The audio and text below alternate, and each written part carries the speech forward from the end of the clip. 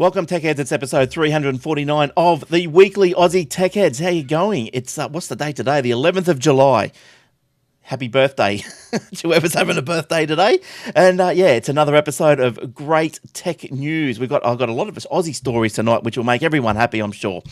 All right, thanks to aussietechheads.com.au/hosting because they bring us the bandwidth and allow us to pipe it all through the internet to your little device. So good on those aussietechheads.com.au/hosting guys, doing us a great service. And also usbonthego.com.au. So we've got a competition and we'll get back to usbonthego.com.au shortly. All right. What else have we got to do before we pretty much get into the stories? We've got to say hello to some hosts, don't we? All right, and let's start off with Jason. Hello, Jason. How are you going? Hi, Glenn. I'm going well. Hey, Shane. Hey, Glenn. How's things this week? Yeah, not too bad, thanks. It just doesn't seem like a week since I've been talking to you, but that's because I haven't. I've talking to you last. So it was only Tuesday night for Aussie Mac Zone. That's right. You might know Jason from Aussie Mac Zone on Tuesday nights. If you're watching this live, same place, Tuesday night, 7:30, aussietechheads.com.au/live. And thanks to all the guys in the lounge for tuning into both shows each week. All right, and over there in Perth, on the other side of this continent, we've got Shane. How you doing, Shane? I'm good, all good. As I was saying before the show, had the day off feeling a bit under the weather earlier today, but I've had the drugs. I'm good to go for the next couple of hours. Oh, that's good. That's good. I hope there's no emergency exits. So I'll put up my be back soon sign if I have to go anywhere. Bit of the Harold Parks, I think. All right. So we'll start off with you, Shane. You've got your tech. What's happened in tech history today? Thanks to Tom Merritt's tech chronology. I love it when you fumble over that word. Oh, chronology. Okay, hit us up with one. All right, we'll start with July 5th, 1954. The BBC broadcast its first daily television news bulletin. Richard Baker read the 20-minute bulletin, billed as an illustrated summary of the news. 1954, wow. That's a long time ago. It was, because when did we have we had TV started here in 1950? It was for the Olympics. It was 1955, 1956. Oh, right. Yeah, because I think the longest running TV show, is that Coronation Street or something? That started in about 62. But yeah, 54, that's going back. That's pretty much before the reign of the king, Elvis. I think his heyday was 57. But anyway, what else have we got? Moving on. July 7, 1981, the first solar-powered aircraft, Solar Challenger, flew 163 miles from Cornil-en-Villon Airport, wherever that is, north of Paris. So, sorry for all the French people. Across the English Channel to Manston Royal Air Force Base, south of London, staying aloft for 5 hours and 23 minutes. Cool. That's what we want to see. In 1981, so I'm sure they should be beating those sort of records by now. I see there's a car, I'm not sure, a solar-powered car. There's that race in Australia somewhere that's coming up pretty soon. They race across Australia or something in these solar-powered cars. They reckon they're going to break some records this year. So we'll watch out for that. And what else have you got? Moving on, July 11, 1979. I thought we did a Skylab thing a couple of weeks ago. But anyway, July 11, 1979, the US space station Skylab returned to Earth, shattering debris over the Indian Ocean and the coast of Indian Ocean and Western Australia. Sorry about that. I actually happen to have a chunk of that somewhere. Really? I think you were saying that to us before, weren't you? Telling us about all that. That's why I remembered the story, yeah. Oh, well, we might have doubled up. What else is there? There's the Skylab. That's right. I remember when I was a little kid, that everyone was saying, oh, Skylab's falling, the sky is falling, and we were thinking, hope it doesn't fall on me. All right. So, stories. I'll do one more just to continue on with the what do they call it when one show advertises another? Cross promotion. Yeah, that's it. Cross promotion. July 11, 2008, Apple's second phone, the iPhone 3G, went on sale featuring 3G data connectivity. Oh, there you go. And what about July 9, 1979? Voyager 2 made its closest approach to Jupiter, coming within 570,000 kilometres. Oh, you love it. All right. Yeah, just down the road. Yeah, that's right. All right. Let's get on with some stories now. Look, the first story I've got to kick off with is HP apparently got fined $3 million. And they've been doing some dodgy warranty advice and all this sort of stuff. I think we might have touched on this a little while ago when probably they were, heading to court, but now they've actually been fined. One of the ways HP went wrong was telling retailers it was not liable for refunds or replacements unless the transaction received prior authorization. So I think what the story is there was that they were making it hard for consumers to actually return their product. You got to have prior authorization, you got to have this, blah, blah, blah. And obviously, after a while, you go, it's not worth it. So anyway, they got in trouble for that. In the event of a major fault of a product, the customer is entitled to return the goods for replacement or refund, and HP only offered replacement after repeated repairs. So yes, so I guess if you bought a little tablet from them or something relatively cheap, there's only much trouble you're going to go to, isn't there, to try and get this thing taken back. They also ran into trouble for making representations that remedies for consumers were limited to the express warranty period. Look, the story goes on that they got into a bit of trouble, but at the end of the day, the Australian law provisions, as with some exceptions, goods or services costing up to $40,000 are deemed to be consumer transactions.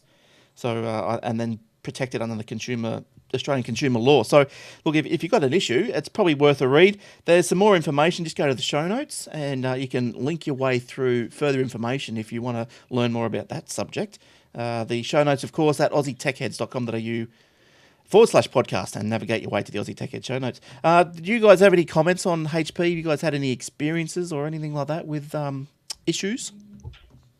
Or all pretty good? No, not personally, no. But I guess this comes in with a lot of stories at the moment around, I guess, large tech companies. And there was in the EU where I guess they're very hot on their consumer laws around having 3 years worth of protection, and similarly tech companies trying to get around that. So it's probably good to see that the companies are being held accountable obviously if you sell something dodgy, I mean, you need to, if it's a lemon, you should be replacing it and not dodging around the facts. That's right. And I think one of the most important parts with this particular case was to make it not to obstruct or to make it harder for consumers to actually return or get this thing repaired.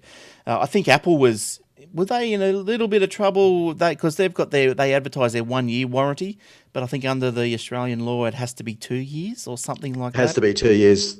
That's correct. Yeah. Yeah. So I think they're still going with the 1 year thing, aren't they, on all their stuff? I don't know, but yeah, that's right. So look, I've got an issue with something that I've bought, nothing technical related, but after reading this, I'm going to look into further, enlighten myself with my consumer rights and see if I can do something, because I think I've been ripped off about $350. But anyway, let's see how we go. All right, Shano, did you have any stories? I do, yeah. I don't know. Just before we move on from the HP thing, I don't know whether your story covered it, but the one that I picked out had a paragraph or a statement from HP saying, in a contrite statement, HP, which has an annual turnover of more than 120 billion, said, "We deeply regret that in the instance identified by the ACCC, HP fell short of our core commitment to high standards of service for Australian consumers who purchased our HP branded desktop computers, laptops and printers, and for our duties under the Australian consumer laws." So boo-hoo. Boo. Well, $3 million, thanks, Jack. So, cough up. All right. Where are you heading to now? I'm going to go with my HTC One finally gets its Android 4.2.2 upgrade, sort of.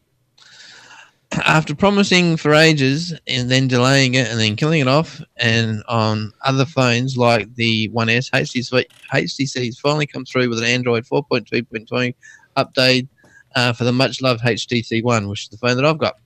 What a cracking point! Update it is too, because I just a bit of commentary by the person who wrote it. The free update is available now over the air, although you might have to download a small bug fix first. that actually allows you to update it. It didn't really kind of elaborate on what that bug fix was. So you've updated yours? No, that's why I kind of made the sort of comment. I have tried ever since I found this story to do an update, but every time I do it, it says that update's not available. So I can only assume that Telstra is holding it up. Yes, they do that sort of tricky things just to make you suffer and want. Yeah. All right, so that's HTC software updates. Okay, cool. I remember when I had my Samsung, I was with Virgin, and they were so slow bringing the updates out, I tell you. So very, very slow. But anyway, no more Samsung for me. I've got the Apple 5. Yippee. All right. Jace, did you want to pick one of the stories out and hit it? Well, I've got one that came through in the last couple of days around the Apple ebook trial that's been going on over in the US. Yes. So it's all around where Apple launched their ebook store, and they were taken to court around price fixing or conspiring to price fix with 5 of the major publishers. So it pretty much centers around the fact that with I guess before the Apple iBook store came into ebook store came into existence, there was probably, I think, 90% of the market was with Amazon, and it would be seen as a positive thing that you have another player in the market. I think it centers around the fact, though, that Apple, in their normal price sharing, whether it be movies, music, and for books, has that 30. They take that 30% margin, and the distributor or the people Publisher. that provide the content. That's what I'm looking for. Yes. Gets 70%. But Apple also have a rule that you can't pay more in the Apple Store than you would anywhere else. So I guess that's where it came in, that Amazon were famously discounting books. Yes. And I think, around trying to sell their Kindles. And, it's rumoured in some cases they were actually selling the books for less than they were paying the publishers for them. Yeah. So I guess where Apple came in and did deals with the publishing companies, in signing those deals, they couldn't sell it for more in the Apple Store than they did on Amazon. So the prices at Amazon went up over that period. So that's what the Department of Justice is suggesting, that it was to do with collusion, price fixing, and consumers were disadvantaged there. Because I think somewhere I was reading that the Apple Store, Amazon was selling the books for $9.99, and then on the ebook store they were about $12.99 to $14.99 on the Apple Store. So I guess for what I can make out of it, and is that Apple has got together with all these publishers, and they've said, all right, well, I'm not sure if did they, from your readings, or do you know, did they want an exclusive arrangement with these publishers? So therefore, these particular publishers that they say were colluding with, they couldn't then sell onto the Amazon. Was that how that was working? Do you know? No. So I mean, that would be restraint of trade, and that would be very naughty. It wasn't. I don't think it was around that at all. It was pretty much, if you want to sell in our store, we'll take 30%. Yep. But to make us attractive, you can't sell the same product for less anywhere else. Be it at another store, be it in a virtual or physical. Yep. So naturally, what happened is, I guess, if the publisher's coming in and selling it for $12 or $14 because Apple wants their 30%, they still want to make their reasonable cut. That was then dictated in order to be in the Apple Store, they had to Amazon. Sell to Amazon for more to the agreement. So I guess in that convoluted way, that's probably why it was there. But Apple are going to appeal the decision, and I guess on the basis of us saying, well, we didn't get everyone together. We didn't even speak to some of these manufacturers. We simply set down the rules of here's what's required to enter our store. Yeah. The publishers followed those rules, and look what happened is what happened. It was beyond our control. We didn't fix it. So it's going to be interesting. Well, I can't see that they're. Yeah, look, I was tending towards the another opinion there before I understood that properly, as you've just explained. But look, I can't see how Apple can expect to win. I don't think they should win that. I think that the publishers, because they've already been fined, and I think they've already paid their money, and so now Apple. The publishers weren't fined. All the publishers settled out of court, so there was actually no finding made there. Right. Reading suggests though that Apple have a reasonably strong case in appeal, because it's around the decision: did Apple conspire to price fix? But I suppose then the publishers could say, and this is where I suppose it gets tricky because Apple is so big, but they could say, well, we'll stuff you, Apple. We don't want that contract. So, and keep selling to Amazon. But then, because Apple's so big, they got to hit Apple, because they're going to hit millions more probably users around the world. So that's probably where the double-edged sword sort of comes into it, isn't it? So that's look, it's going to be that, because you'll say, well, what's reasonable? We did observe prices going up, but again, it's around it's law. So have Apple broken the law there? And it's around did they conspire? Did they price fix? And there again, there is opinion that they didn't actually conspire to do it. It may have been an effect of them setting up their ebook store that had occurred, but they didn't get everyone together and say, hey, here's the price. They would argue people were free to participate in their store, and they were aware of the rules. And if they didn't want to participate, they didn't have to. So also, it will be interesting. Yeah. I was going to say, Shane, did you have any input on that, or are you happy just to be? I can see both sides of the argument. I can see sort of Apple saying, well, these are the rules, and no one put a gun to their head. They signed up to them, and it just happened to be a happy byproduct of how that kind of came about.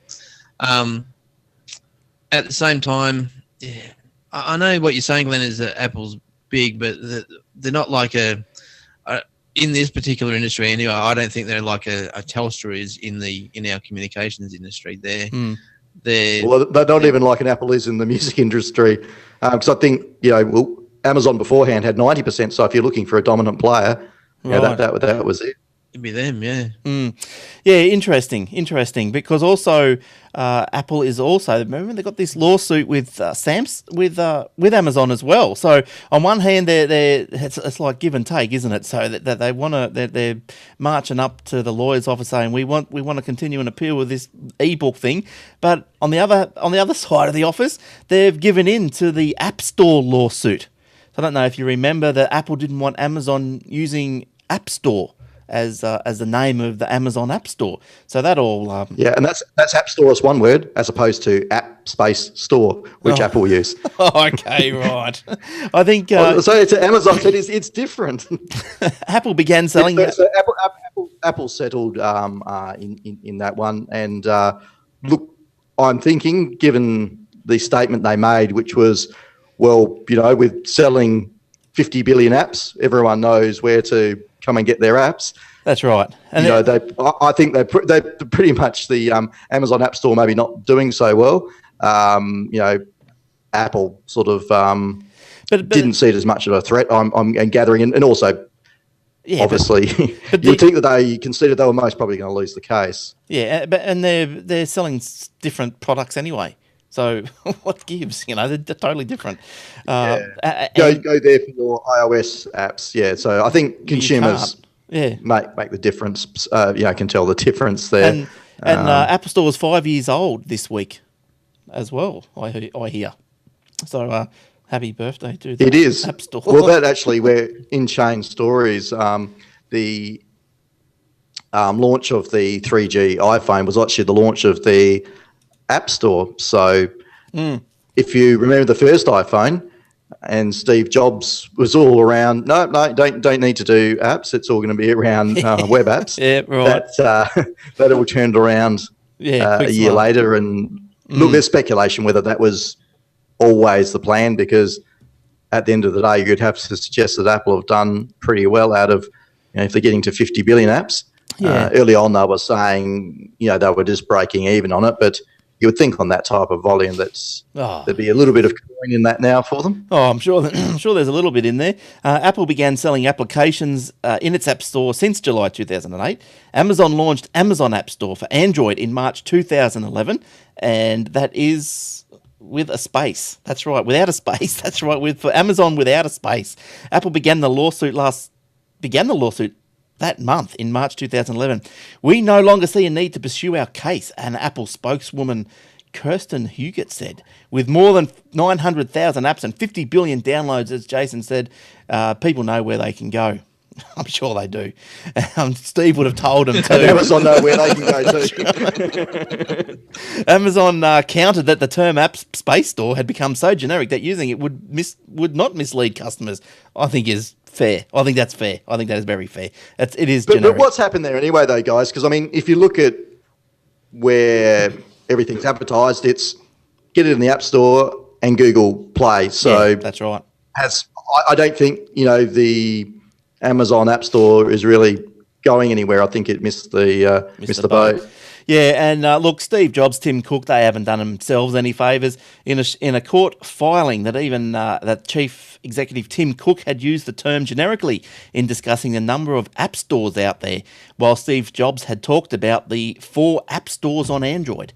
So, generic term. There's probably a little bit of talk of guys around, if Steve was around, would Steve let that go? No. Is Tim a little bit more realistic, saying, look, there's not much point in throwing money and time in, doing this. Let's move on to other things. Where that's right. Steve was very passionate about these things, wasn't he? And just, he was. Just kept going and going. So yes. Maybe that's a bit of a reflection too upon Tim's attitude to things. All right. Now, Shane, whereabouts, you got another story for us? I do. I'm going to go with drum roll. I'm going to keep going with people doing dodgy things. Oh. Google and others. Yeah, I should probably put a disclaimer around that before they sue me. Google and others reportedly pay AdBlock Plus to show you ads anyway. If you work for a company that depends on advertising revenue, when you hear people talk and often using AdBlock Plus, but it's something that millions of consumers probably can't imagine their internet browsing without at this point. It goes on to say that it manages to this AdBlock Plus managed to block out most ads and websites, providing a relatively clean experience that's sometimes night and day from the standard web browsing.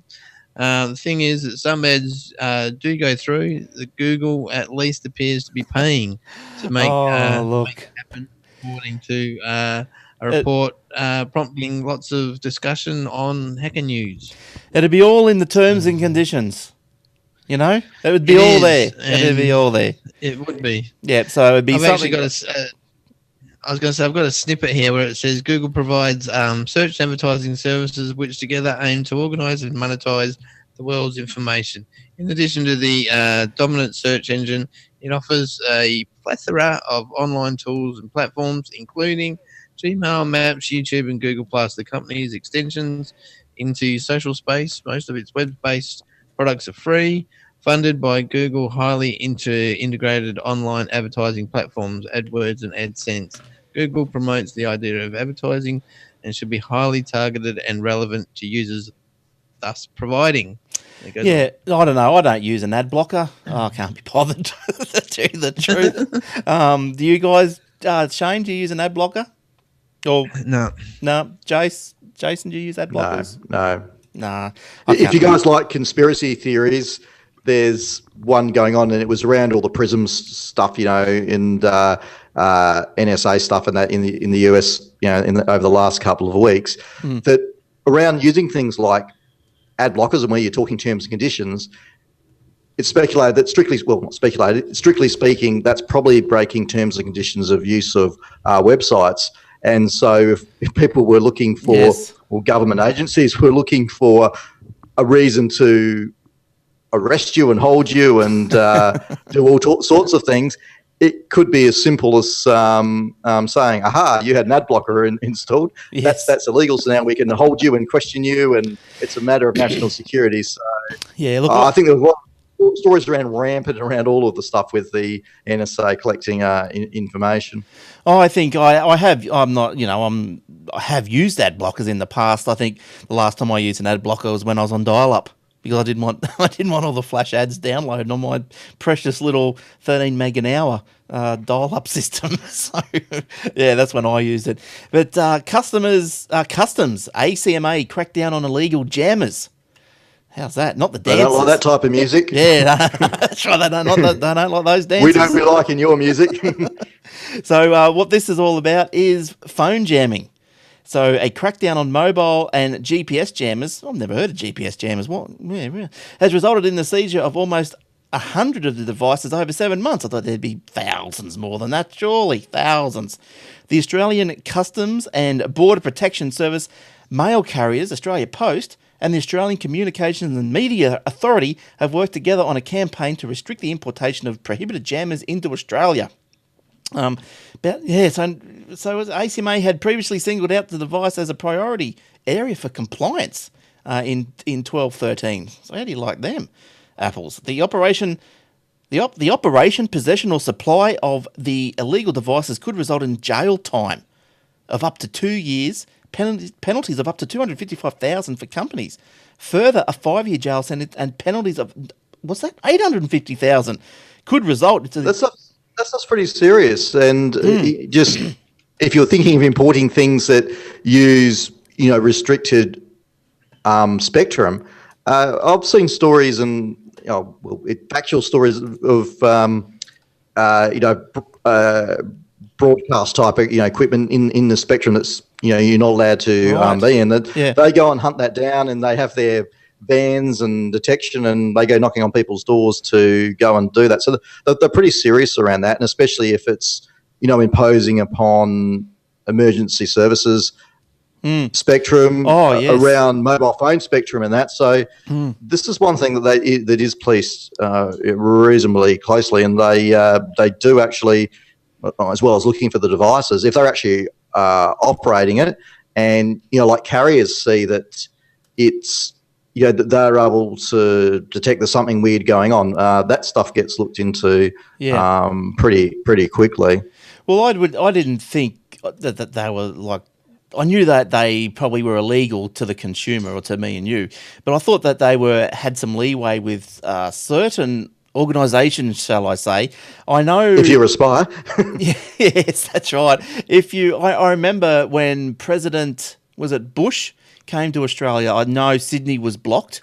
They had jammers going around Sydney and block Sydney, but also I thought, and the reason why I thought that it was a bit easier for certain organisations is, have you ever gone to the footy or something and you can't get a signal? Is that just because there's just a mass amount of people trying to use the one tower, or have they actually blocked? Yes. Or have they blocked you? Yes. Yeah. But you wouldn't think. Well, where they should have it is in friggin' movie theaters. That's where they should have it, jammers. That's right. Why would you go to the movies, and especially what you pay these days to go to the movies, and you're sitting there doing your Facebook or SMSing or taking a phone call? I know. Crazy. Don't you find it incredible that people just have to answer their mobile phone? You go, let it ring. They'll ring back, man. Just let it go. You turn it off even. Yes, that's right. I turn mine off if I'm with someone or doing something. Well, I don't have to answer it. I'll just let it go. Well, I just don't go. You could be expecting an important tweet. You just never know. Well, you don't know. You really don't know.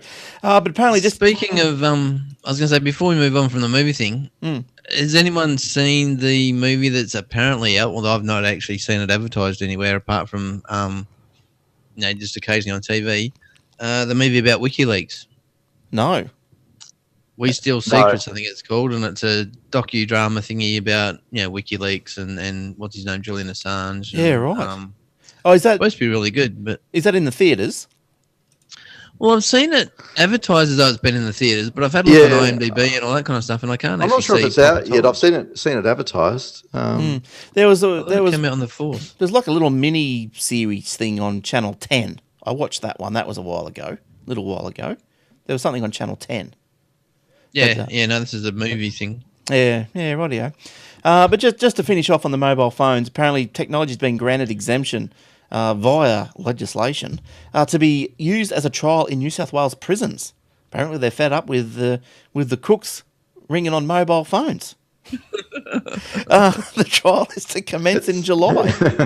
Yeah, which jail? Lithgow Jail. There you go. Forms part of an effort to clamp down on illegal mobile phone use in Australian prisons. How do they get in?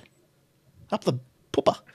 Oh, I don't know. The trial is... I think there's lots of things like that happen. I mean, there's stories of, like, for drugs and that with people outside with, like, tennis balls and things like that lob them into the prison grounds. So I guess, if there's a desire, there's always a way of getting it in. There's nothing that can't be learned from watching Prisoner, can it? On That's right. Where's that on? What channel's that? It's on some channel. It's Foxtel. 111 Hits. There you go. It's on 111 Hits every night. Tune into that. Well, there's a new one now as well. They made a new one, Wentworth, isn't it? Was right. I haven't seen that, but I watched that. Rebooted. That was like the Mac Zone. Yeah, it was. It was great. See them. Yeah. All right. Now USB on the. Where are we? Here we go. USBonthego.com.au. Thanks very much. Sponsors of the show, and every week we've got a little giveaway to give away. And previous weeks we've given away little on-the-go cables, and this week we're going to give away a car charger, USB car charger. And all you had to do was place a comment under the USB post that I put up there on the Facebook each week. Tell us why you want a charger, and you could be the lucky person. And this week's lucky person is Jason. And last name starting with R. So you know who you are. I won't say your full name, Damn. Jason. But I thought it might have been me. So, look, I'll contact you via Facebook or whatever means necessary, and we'll get in contact with you, and we'll get usbonthego.com.au to send you out one of those little car chargers. So these guys, they're around in... they're around... in Sydney, I think. I don't know if that's right or not. I think they're in Sydney. But anyway, they're in Australia, and they provide all these little gadgets and cables and stuff. Free postage. Look, you've got bundles. So if you're not happy with one little thing, you can go a bundle. What on the go accessories? Here we go. Memory card readers. Oh, look at this one. There's something here I don't even know what it is myself. It's a root custom ROM. Micro, oh, there you go. What's in there? Micro USB on the go jig for custom ROM booting. Well, there you go. Have a look at that one. All right, but there's everything there, as you can see on the screen there. For those on the video, we've got some cables. You can plug in a card reader. And a couple of other things. But I'll tell you, the little car chargers are the way to go. I've got one in each of my cars, and look, they are great. Charge the iPhone, no problems, and cheap as chips. You can get them on eBay for a lot more, and also you go into JB Hi-Fi, they're about $30. So usbonthego.com.au, go and check them out. And while you're checking things out, what about the Aussie Tech Radio? .com. We've got heaps of little shows coming on board. You can hear the replay of this show, the Aussie Mac Zone, techwebcast.info, the Boys of Tech, the Geeksphere TV. There's a few shows on there now. Too many to roll off. Just too many. I can't think of them all. There's just so many. But if you'd like your show, if you've got a podcast and you'd like your show on the AussieTechRadio.com, which is just a shoutcast server, which means it's just a server that pushes out the shows, audio shows, send me an email, glenn@aussietechheads.com.au, and we'll be sure, we'd love to put you in the lineup. If it's a tech-related show, we'd love to put you in the lineup. And also, if you've got a podcast, let us know. And especially if it's video, we might be able to get you a replay before our live show on Thursday nights as well. All right, cool. Where else? I'll tell you, listen to this story here. Would you like your super invested in Bitcoins? No. I don't think so somehow. But not is there. Look, I've learned another term as well. There's not only Bitcoins, there's also these things called Litecoins, Lite coins. Now, these Litecoins, these are is the silver to Bitcoin's gold. So it's worth less and it's accepted by less physical businesses. Oh, it's selling me. I'm getting there. As a form of payment. A Bitcoin is currently worth about $72, while Litecoins are valued at approximately $2.40. Oh, rush out and buy some of those. Now, this mob, Gnosis. Why do the people have names you can't even say? Anyway, some fund starting with G is a self-managed fund created by Daniel Brown, the founder of SharePoint Consultancy. Yep, that name again. The consultancy's sole employees. Okay.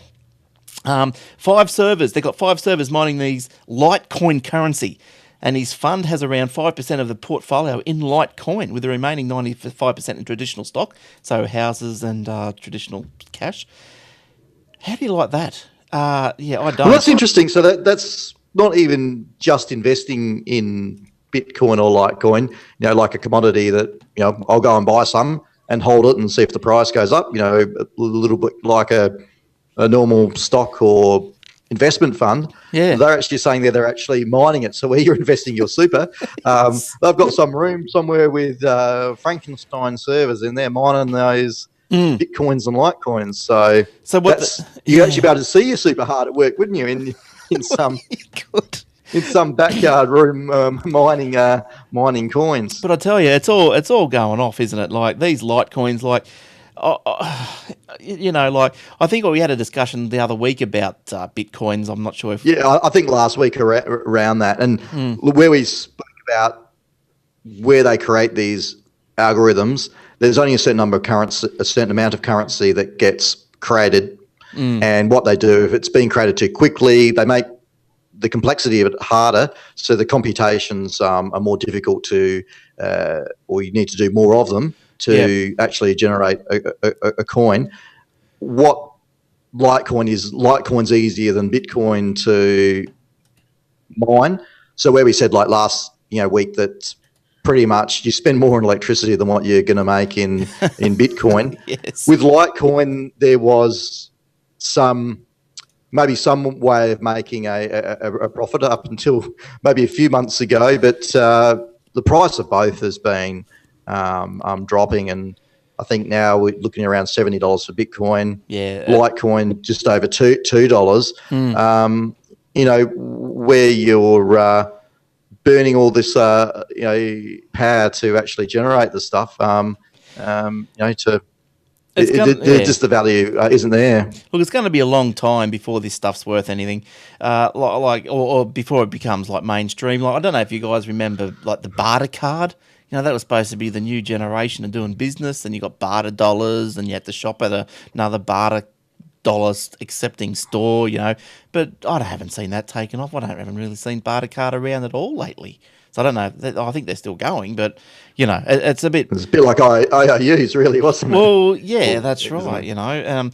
But apparently the ATO, they're onto it. The Bitcoin is no more anonymous than physical cash, and the ATO has experience in working with earlier forms of anonymous electronic money systems, and with physical cash, which are relevant for responding to new and emerging systems. The ATO has told the Financial Review. So I don't know how they're going to get onto that sort of stuff. They can't even follow up Paul Hogan properly, I can't see what's going on. But he was, I don't think he was doing anything wrong. Good on you, Paul. I'm glad he won. He might be a fan of Bitcoins too. Well, he might be. That might be investment. Get into those Bitcoin folks. Yeah. All right, Shane. You got any more stories? Anything else going on over there?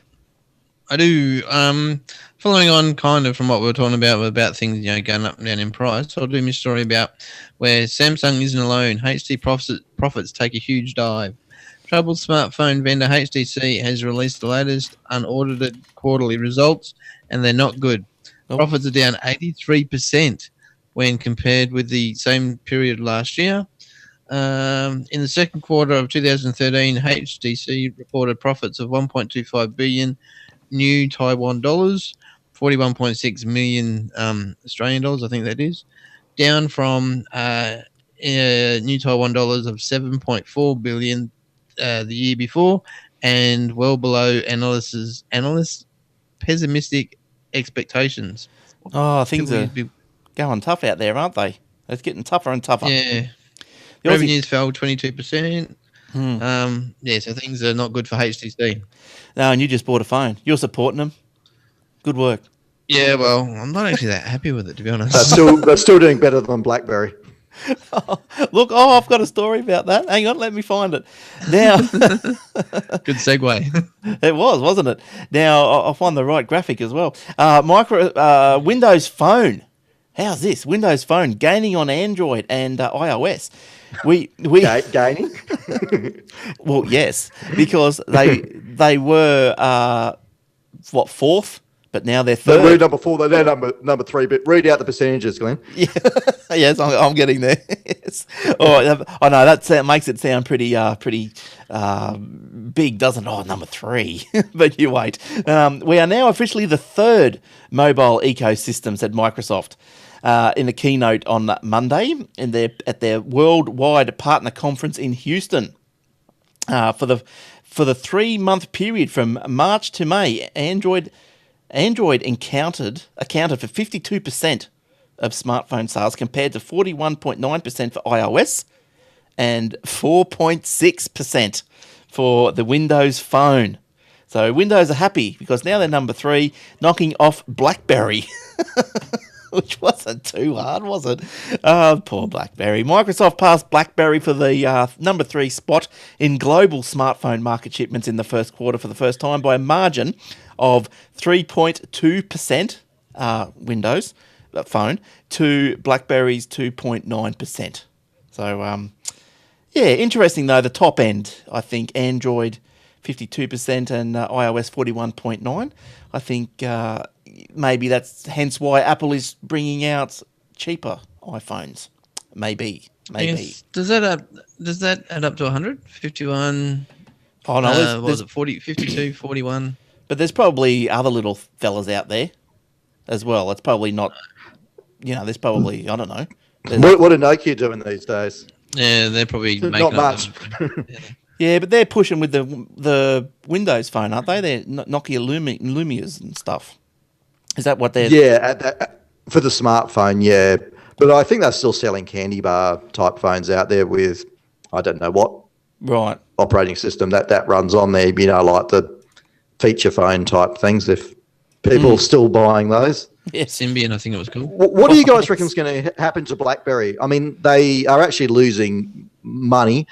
Their hardware they came out was okay, but it was really a me too. There was nothing innovative about it. They're not getting any greater market share. Well, they're obviously losing market share there. Yeah. Where they did have the big dominance, with the US, with government and defence, etc., they're now authorising or validating the use of iOS and Android devices. So potentially where BlackBerry is still selling stuff, it's just diminished. Do they sell up shop, or do they maybe concentrate on software where they've got the BlackBerry servers that enterprises have got that do mail management, turn into maybe a mobile device management company? Yeah, look, I don't know if it was my company. I don't know. I think like with iOS now becoming acceptable for government, as security, like they're able to secure it down satisfactorily to be used in government. I think that's where BlackBerry had the edge. So they're obviously losing that edge now as well. Look, I don't know. See, they got their own operating system. Look, I've seen one of those BlackBerry 10s. I didn't mind it. I thought it was nice and sleek, and it worked okay. It was snappy. I liked it, but I wouldn't buy it because what apps can you get on it? And what's the future? You think when you look at it, go, well, what's the future of this thing? Maybe they need more phone brands to come on board with their operating system, or maybe they just drop it and really secure down a I don't know, an Android version. I don't know. That's yeah. I heard on one of the other podcasts that is actually on the Shoutcast Radio thing that HP are entering or re-entering the smartphone market. Oh, good. Palm Pilot. They can reintroduce that. Well, they killed that off, didn't they? Right. Didn't it become a operating system for photocopiers and printers? It was not. It was a nice operating system. It just came far too late for Palm. Yeah, and maybe a little bit like BlackBerry. Unfortunately, it might be the same thing. It's just too little, too late. Yeah. What would you, Jace, if BlackBerry was under your control? Where would you steer it? Do you think? Sell it to Google. They probably don't want it. Well, it's a public company, so I mean they're accountable. They have to responsibly, ensure some return for shareholders, and if they can't demonstrate, they can do it in hardware, or certainly the path they're down at the moment. Maybe it is. Look, we can make good hardware, but maybe it is using Android to try to generate more market share and become a hardware manufacturer. Look, and maybe they're getting combined with, was it BlackBerry Messenger service and BlackBerry Enterprise service around some secure email gateway, management gateway for companies and enterprise. So they might have a unique product there from a software perspective that they can sell. So maybe they just need to get into some niche markets, because you can't keep losing money every quarter. That's just not going to be acceptable. But I think also that another detractor for them as a business is all this, BYOD thing that's going on. People probably don't want two phones, so therefore why not? If you've got an organisation, why not just? Most people have got Android or Apple, so why not just develop an app for one of those and let them bring their own device? So yeah, it's a tricky one. It's a tricky one. But I don't know. Maybe they should do two versions. But then you're splitting. You got to do everything twice. Yeah, I don't know. I'm sure they'll sort it out. Hopefully. Okay. Microsoft says app bugs to be fixed within 180 days. So sticking with the mobile genre of stories, Microsoft said that it will require developers to fix security vulnerabilities in their apps, and it will enable Microsoft to remove an app from sale if the developer does not provide an effective fix. So if there's problems, bugs, or whatever in your Microsoft app, they're going to say you've got 180 days to fix it, or it's off. We'll get out. There will be situations. Is there not a saying there of maybe pot calling kettle black around? Are Microsoft going to do the same thing with their software that they require developers to do in their apps? No. Well, that was the big thing, wasn't it, with Windows? Remember, it was always, and especially in that movie, I think Silicon. What was it, not Silicon? That movie. Pirates of Silicon Valley. Yeah, that's the one. Yeah, wasn't it like they said to Bill, Windows isn't ready, and he goes, I don't care, put it out anyway. He says, we'll worry about fixing up the bugs later. And I think that still rings true till today. For every version. That's right. Microsoft said that... Look, to be fair, 7 and 8 are pretty good. And look, we're not seeing what we used to, with all Steve Gibson ranting and raving every week around Microsoft conspiracies and bugs, etc. I mean, it's a lot more mature and stable, as you would hope for the dominant operating system out there. Poor old Steve, he's lost one strand of hair for every hoax and bug and fix. So he hasn't got much. Look, he's very passionate and look, he's a good guy to listen to. He's certainly very passionate about security and yes. Look, it's a good podcast that he does. If you wonder, it's Security Now from the Twit Network, and it's good. I learn heaps and heaps. He's very knowledgeable. I use his product SpinRite. I use his other ones, free products on these grc.com website. The Shields Up. He's very, very smart. If you want to know about security, how to secure your internet and all that sort of stuff, your computer, check. What was it? What did I say? grc.com, something like that. .com. And the decombobulator. Yeah. Okay, so Microsoft said that this is a new effort, blah, blah, blah. To date, no apps have come close to exceeding the 180-day deadline. However, Microsoft may make exceptions, such as when issues affect multiple developers or are architectural in nature. So, which means them. It's Microsoft's problem because it's to do with the base operating system. That's right. Where such it's an API problem. Or where such action is prohibited by law. So, yeah, whoopie do. And I think one of my last stories on mobiles this week is Vodafone is releasing or ramping up its 4G rollout. The network was switched on today for new customers across Sydney, Melbourne, Brisbane, Adelaide and Perth, in addition to the regional spots of Wollongong, the Goldie and Newcastle. Last month, the network was switched on for existing Vodafone customers in select pockets of these locations.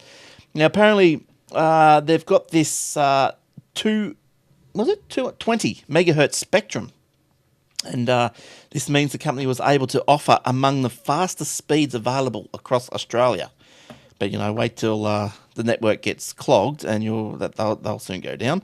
But Vodafone is currently the only carrier that has this spectrum band in all 5 major mainland state capital cities.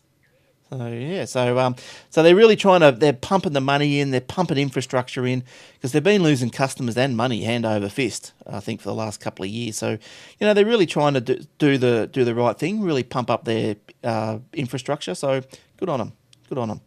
All right, yeah, Jace. I think after that debacle with 3 a couple of years ago, they've picked up their game. As you say, they've been investing a lot of money in there, and really, I guess anecdotally, what I hear around the place now is, Vodafone's a lot better than it was. Yeah, a lot of those problems have gone away. And look, really, I'd say over recent times, where Telstra's always, would still be and still is the dominant and got the best service there.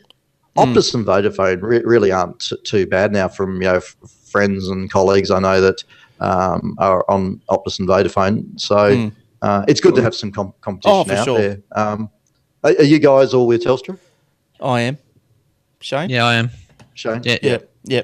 Well, I think I went from Telstra. I was with Virgin, which hung off Optus. Is Optus.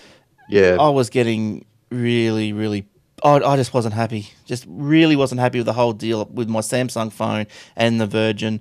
I just really hated it. Like, as numerous times, I think I've said, I was in the middle of Brisbane, no service. The phone wouldn't do anything. I was trying to look for a train station. I wouldn't even load Google Maps, and it was just. I did a speed test in the centre of Brisbane. I was getting like 0.1 down, 0.1 up, or 0.01 up, or something. It was just retarded. So I let it go. The thing I found, because even as you said, like especially at the footy and cricket and that, when you're at a large event, even with Telstra, data was bad. It was hard to do anything. I found since I went to the iPhone 5 and was using LTE, that was a lot better. Maybe presumably a lot of people are still on 3G.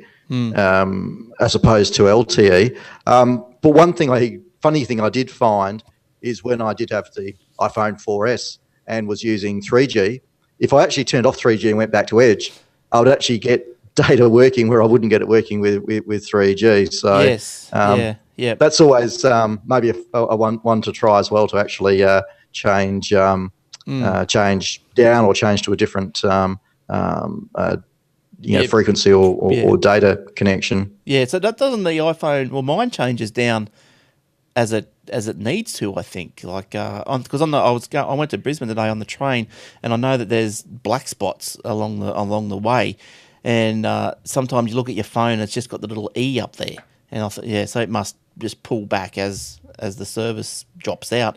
But one thing that I know that I thought was a bit more prepared for this time was, did you know, like, I left my phone on I left the phone on for the whole trip back from Brisbane to the Gold Coast, which is probably, I think it was an hour 20 all up. And do you know it used like 40 to 50% of its battery? And I'm putting it down to these dead spots because it's obviously really cranking up the power trying to receive a signal, and to the point where I had the foresight this time when I was going up, I actually I put into airplane mode because I knew I'd lose so much battery. Yeah, so that's something to remember, I suppose. All right, anyone else got any more stories for this week? I haven't got a story, but while we're talking about the internet and speeds and all that kind of stuff, did everyone see the Malcolm Turnbull and what's his name, Albo, on what's it called? Q&A? Q&A? No, but now that you've told me that they're on there, I will probably watch that via iView tomorrow. Yes. Was it good? I didn't actually see all of it, but one of the questions one of the video questions started out by giving Malcolm a bit of stick about inventing the internet and all that kind of stuff, and he didn't actually deny it. He didn't deny he invented it. No. Well, he was probably not the inventor, but I think he was a pioneer, maybe, or an early adopter. Well, adopter / provider, or an early. He's there early in the mix. I think he was an early investor in one of the. Was it Aussie Mail or what? Yeah, one of the early ISPs. And I think that's where he made his fortune. So, and surprisingly enough, like I thought he might have been the richest politician in the country. Like I think he sold that thing for something like 57 million. But surprisingly, and now this is obviously this is not verified. This was only spoken to me from a man on the street. But apparently, old Rudd's worth about 200 million. Well, his wife, and so therefore his wife. So that's Teresa's, she's very successful businesswoman. Yeah, so because she had to sell off some business or company when Rudd got into the prime ministership. I think was it too many conflicts of interest or something. Conflict of interest, sure. Yeah. 1 in 5 Aussies ditch landlines. I know I would not have one if I wasn't made to have one. Almost a fifth of the 2012 population, or just over 3.3 million people, had replaced their fixed line home phones with mobiles by the end of last year. And this is according to the Australian Communication and Media Authority. We all got landlines? Yep. Yes. Yep. And got ADSL, have to. Yes, so you have to. Would you have a landline if you didn't have ADSL? No. No. Why don't you go naked?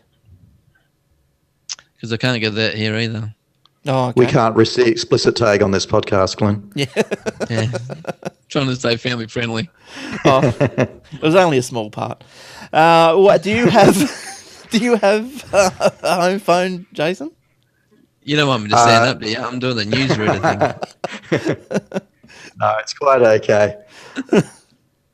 Yeah, I do have a landline still, so got that with the alarm system for the house, so that's incorporated within there. Right. But also, it's not really costing too much more. Where with Telstra cable and mobile, they bundle it all together. It's almost like they give it to you for free because they want you to keep it so they can stop the numbers of landlines from subsiding. So, but it's not really. I'm not paying.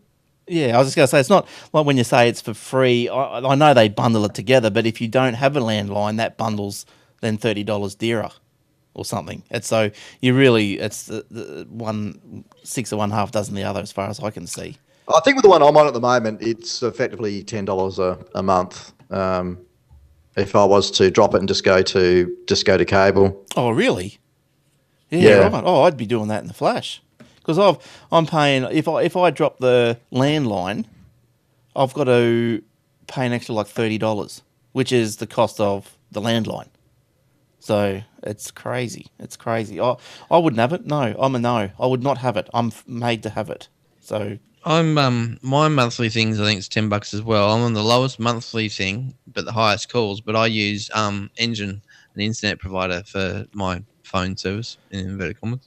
Well, what's this $10 thing? I've never heard of this $10 thing.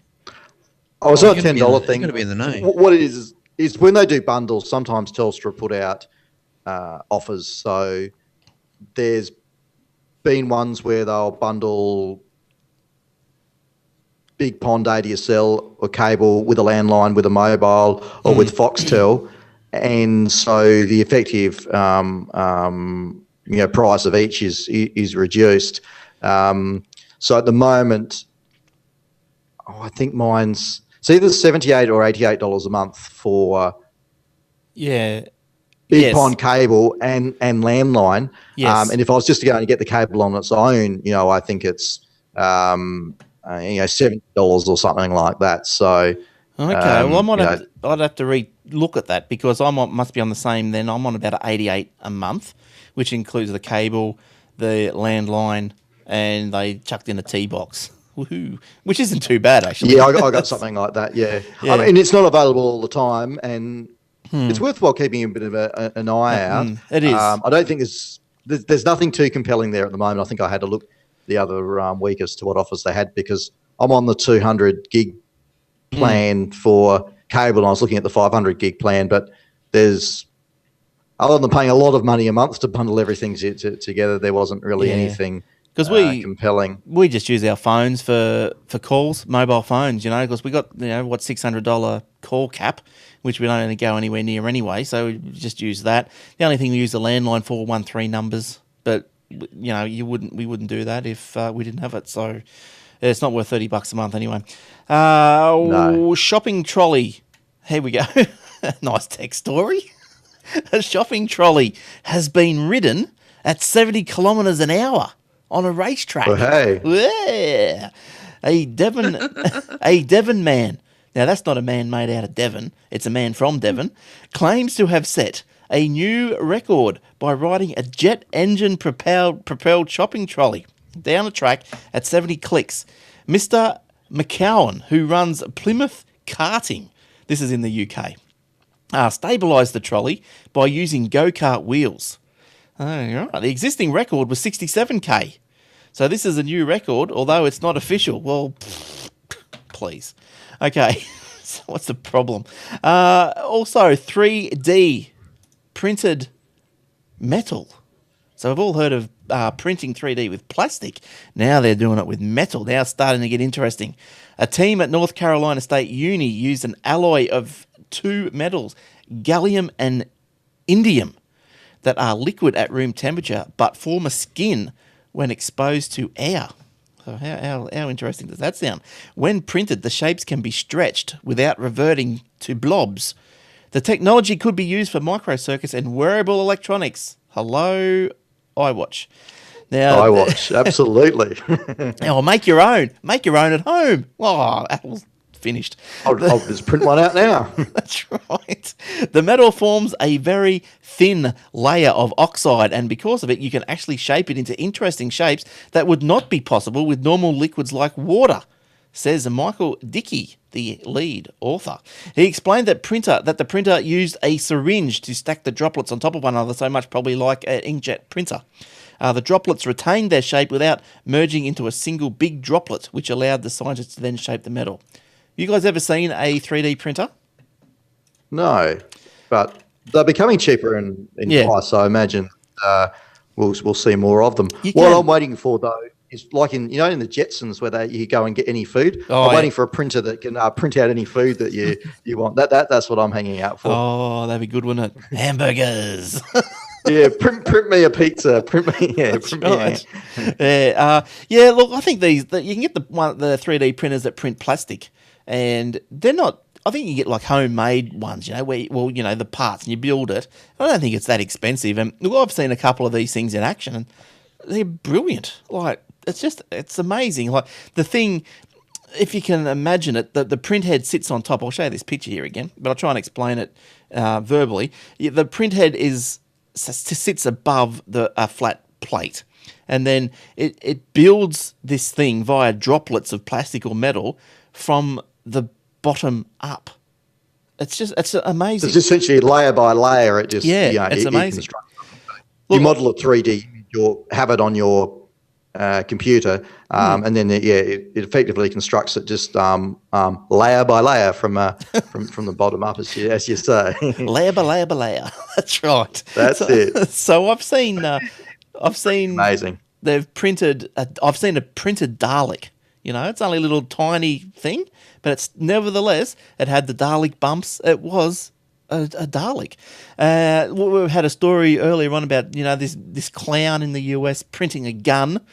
Clown, and apparently it fires and all this sort of stuff. So look, these things, it's endless. What's going to happen with all these things? And I think this is my last story. Has anyone else got any stories before we wrap up with the last one? Oh, I've got one last one. Do you guys use if this then that? Yes. Yep. So Yeah, so that's now has launched a iPhone app, and sweet. You can now, I guess, do your if that this then that on your iPhone. So the app can interact with the iPhone's photos, contacts, and reminders.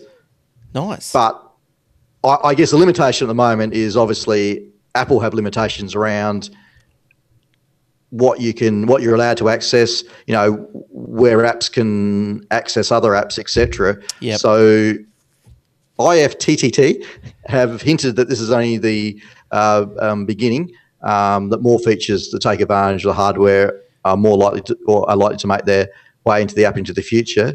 So maybe that will be, if other apps support this, it will allow them to talk to each other and do more. So really at the moment, what they've said is you can have things around your photos. So for any new photo with the front camera, new photo with the rear camera, a reminder for any new reminder added to list, etc. And for contacts, you can do the normal if this then that thing around it. Right. And okay. Look, it's good. You can do some interesting things with it, and some good for reminders and things like that around. Obviously, if certain conditions happen, that you can receive an email or an SMS or a tweet. So if people haven't had a look at it, it's worth having a little bit of a for sure. A play with, Yeah, like I was just going to say, we use it here. It's like it's I don't know. It does stuff for you, so you don't have to do it. So like I've programmed it, which they call recipes, and so I've created this recipe that every Thursday night at 7:30 it'll send a message to Facebook and to my Twitter saying that don't forget the live show is about to start and the address, and it just does it automatically. You can set a schedule if you want to, but I just said for every Thursday night 7:30. Australian Eastern until further notice, and it does it. And it's great. It is. It's really, really good. And I've heard of people using it with their home automation. So around where you've got internet services, it can tell you sunrise and sunset. You may want to turn lights on and off and things like that. So right. There's a fair few possibilities with the app. So it's almost anything you can dream up, I guess. Yeah, that's good. That's good. I like stuff like that. And Shane, did you have anything else before we trundle off? Let me have a squeeze. Where'd that come from? Oh, no, I'm done. All right, good stuff. Well, I've got one more, and my last story is and talking about the 3D printers, designers in Hong Kong from the company Robugtics have built the Spider Bot, a remote control robotic spider. It's created using the 3D printer and has 26 motors hidden inside. The shoe-sized robot is even covered in fake spider skin. Yeah. Or added creep factor. That's right. And 900 pounds if you want to buy one.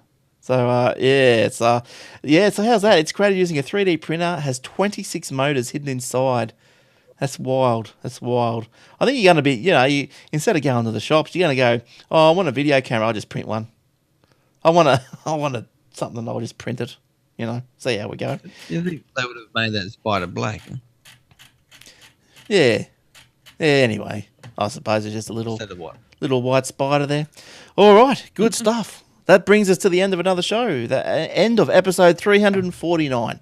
I hope we gave you some news that tintillated your toes, made them tingle with excitement. All right, don't forget the show notes are on the aussietechheads.com.au/podcast page.